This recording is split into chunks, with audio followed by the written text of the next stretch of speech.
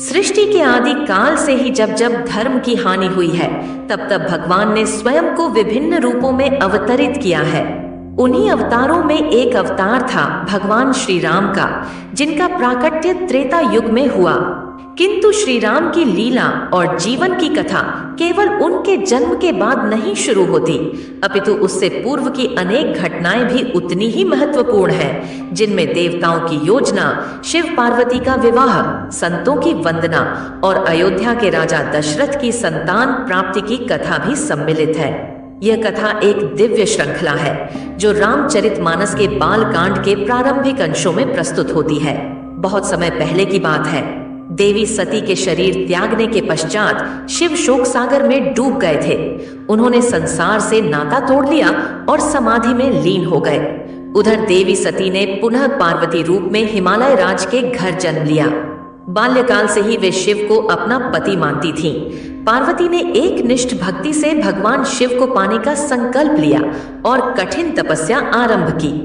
गर्मी में अग्नि के चारों ओर बैठना, शीत में हिम के ऊपर बैठना, वर्षा में खुले आसमान में खड़ा रहना, यह सब उनकी साधना का भाग था। उनका शरीर क्षीण हो गया, लेकिन मन में अटल निष्ठा थी। देवता भी उनकी भक्ति से चकित थे।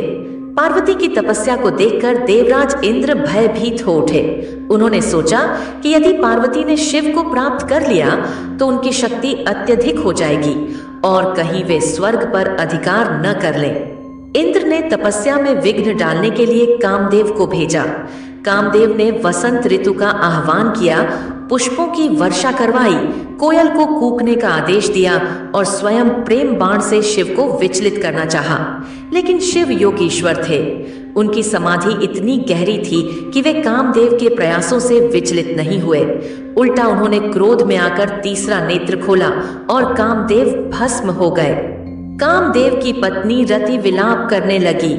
सभी देवताओं ने शिव से क्षमा मांगी। अंततः शिव ने कामदेव को शरीरहीन रूप में पुनर्जीवित कर दिया। यही अनंग कहलाए। अब जब पार्वती की तपस्या सिद्ध हो चुकी थी तो नारद मुनि ने शिवजी के पास जाकर पार्वती के संकल्प की चर्चा की। शिवजी ने पार्वती की परीक्षा लेनी चाहिए। वे एक साधु रूप धारण कर पार्वती के पास पहुंचे और उनसे कहा, तुम किसे पाने के लिए इतनी कठोर तप कर रही हो? वह शिव जो श्मशान में रहता है, जिनके शरीर पर राख लिपटी होती है, जो व्याघ्र चर्म पहनते हैं, जो भूतों के साथ रहते हैं, क्या वही तुम्हारा वर बन सकता है? पार्वती ने दृढ़ता से उत्तर दिया, मैंने शिव को ही अपना पति माना है। संसार कुछ भी कहे, किंतु मेरा मन अडिग है। वे योगी हैं, साक्षात शिव हैं, यही मेरे आराध्य हैं। पार्वती की निष्ठा देखकर शिवजी अत्यंत प्रसन्न हुए। उन्होंने अपने वास्तविक रूप में दर्शन दिए। तत्पश्चात शिवजी हिमालय राज के महल गए। राजा हिमालय और रानी मेनका ने शिव का स्वागत किया। विवाह का शुभ मुहूर्त निश्चित हुआ। सभी देवता, गंधर्व, यक्ष, किन्नर इस विवाह में आमंत्रित किए गए। बारात में अनेकों विचित्र प्राणी थे, भूत, प्रेत, पिशाच, नाग, योगी, तांत्रिक आदि। जब शिव बारात लेकर पहुंचे तो मेनका भयभीत हो गई। उन्होंने सोचा कि ये कैसे वर है, लेकिन नारद मुनि ने समझाया कि शिवजी त्रैलोक्यनाथ हैं। उनका स्वरूप आध्यात्मिक है, बाह्य रूप केवल माया है। अंततः भव्य विवाह हुआ। सभी देवताओं ने आशीर्वाद दिया। ब्रह्मा ने वेद पाठ किया, विष्णु ने पाणि ग्रहण की विधि निभाई। समस्त सृष्टि आनंदित हो उठी। इस विवाह से संसार में संतुलन की स्थापना हुई। शिव पार्वती का मिलन सृष्टि के लिए एक महान क्षण था। इधर इस दिव्य विवाह के पश्चात संत महात्माओं में उत्साह की लहर दौड़ गई। वे लोक कल्याण की भावना से ओतप्रोत थे। राम कथा की महिमा, भगवान विष्णु के राम रूप में अवतार की चर्चा हर कहीं होने लगी।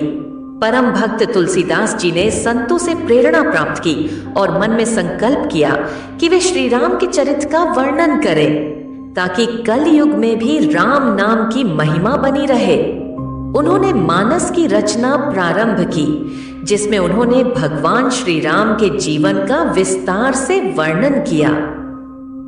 अब कथा का केंद्र स्थान अयोध्या की ओर बढ़ता है। अयोध्या नगरी कोसलों की राजधानी थी। वहां के राजा दशरथ बड़े धर्मात्मा, सत्यनिष्ठ, प्रजावत्सल और वीर पुरुष थे। उनके राज्य में सुख शांति थी, किंतु उनके मन में एक भारी चिंता थी। वे संतानहीन थे। उनका वंश चलाने वाला कोई पुत्र नहीं था। उन्होंने कई बार यज्ञ, तप, उपाय किए, किंतु कोई संतान प्राप्त नहीं हुई। राजा दशरथ ने अपने गुरु वशिष्ठ से परामर्श किया। वशिष्ठ ने उन्हें सलाह दी कि ऋष्यशृंग मुनि को आमंत्रित करें। वे पुण्यशाली ब्राह्मण थे और उनके यज्ञ अत्यंत फलदायी माने जाते थे। राजा दशरथ ने सेनापति सुमंत को भेजा। सुमंत ने अनुरोध पूर्वक ऋष्यशृंग को अयोध्या आने के लिए मनाया। मुनि अपने ससुर लोपामुद्रा के साथ दशरथ के महल आए। पूरे नगर में स्वागत की तैयारियां हुई।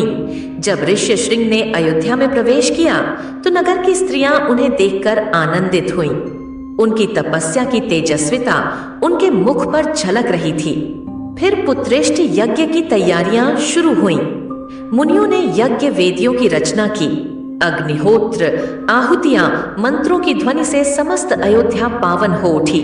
यज्ञ की पूर्णाहुति के समय अग्निदेव स्वयं प्रकट हुए।